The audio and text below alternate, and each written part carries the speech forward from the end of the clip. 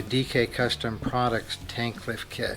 It's a complete tank lift kit, patented design, made from billet aluminum, CNC cut, has a finish of either black powder coat or machine cut finish that can be polished to a mirror finish. The benefits are many. The billet design flows with the frame. It gives much cleaner lines to the bike. It shows off much more of the chrome of your engine.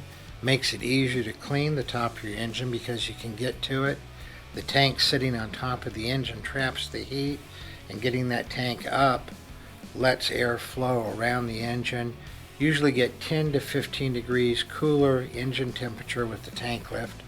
Not only does it push more air under the tank across the engine, cooling it, but less air comes over the top of the tank, hitting the rider in the chest and then coming up and buffeting their helmet or glasses.